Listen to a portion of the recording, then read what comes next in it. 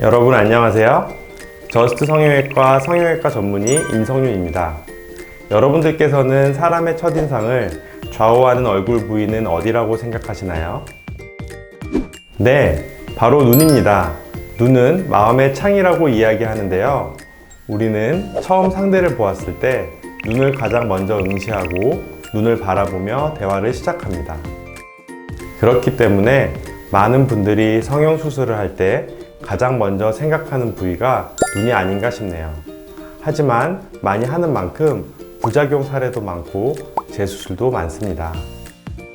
예뻐질 눈을 기대하며 했던 쌍꺼풀 수술이지만 막상 내가 원했던 결과가 나오지 않았을 때 원인을 제대로 파악하지 않고 무작정 재수술을 도전한다면 또다시 좋지 못한 결과를 만들 수 있습니다.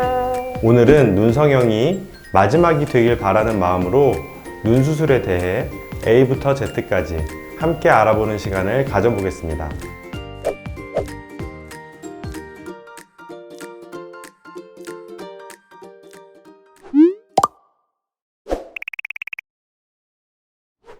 눈 재수술은 흔히 첫 수술보다 비용도 비싸고 어렵다고들 하죠. 왜 그런 걸까요? 실제로 눈 재수술은 첫 수술보다 많이 까다롭고 재수술 횟수가 많아질수록 그만큼 난이도가 점점 올라갑니다. 겉으로 보기에는 쉬운 수술 같아 보이지만 피부 내부를 들여다보면 흉터와 흉저직이 쌓여 있거나 조직이 손상되어 있고 눈 뜨는 근육이 제 위치에 있지 않은 등 수술 전 눈 상태와는 해부학적으로 많이 달라져 있기 때문입니다. 눈 재수술의 실패 원인 중 하나는 이러한 눈 상태를 제대로 파악하지 못하고 무리하게 또는 적절치 않게 수술을 집도하여 발생하게 됩니다. 눈 뜨는 근육의 힘 정도, 안구의 함몰 및 돌출 여부, 비대칭, 피부의 여분과 지방량, 눈 처짐 등 다방면으로 눈의 상태를 파악하여 그에 맞는 수술 방법을 결정하여야 또 다른 재수술 확률을 줄일 수 있습니다.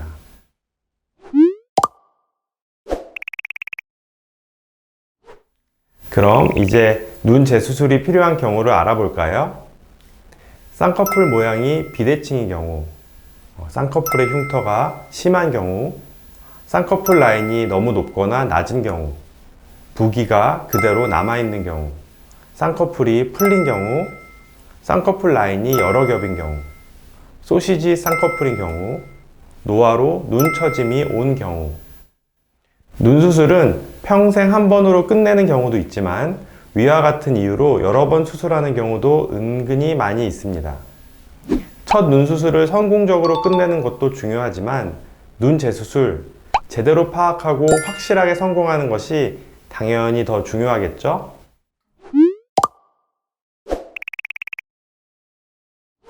눈 수술 후 조직의 유착과 손상이 회복되는데 최소 6개월의 시간이 걸립니다. 혹여 6개월이 지나도 피부의 여유분이 부족하거나 흉터 조직이 더 성숙하지 않았을 경우에는 좀 더 시간을 가지고 피부의 여유분이나 성숙도를 확인한 후에 수술을 진행하여야 합니다.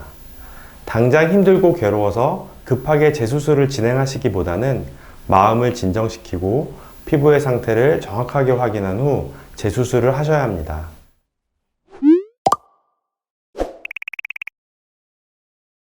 꼭 그렇지만은 않습니다. 첫 수술을 절개법으로 진행했을 때에는 재수술도 절개법으로 진행하는 것이 일반적이지만 첫 수술을 비절개법으로 진행했다면 재수술을 할 때 비절개법으로도 가능합니다. 특히 비절개 수술로 5년 이상 좋은 경험을 하셨던 경우나 피부 조직이 부족하여 절개 수술법을 제한적으로 사용해야 하는 경우에는 비절개 수술법도 좋은 대안이 될 수 있습니다.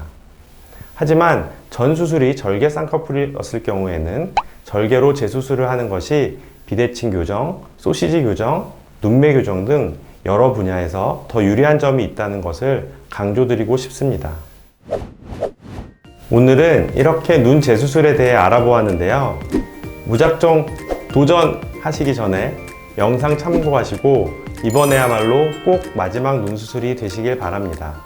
다음 영상에서도 여러분에게 도움이 될 만한 주제로 찾아뵙겠습니다. 지금까지 저스트 성형외과 성형외과 전문의 임성윤이었습니다. 구독과 좋아요 알림 설정까지 부탁드릴게요. 감사합니다.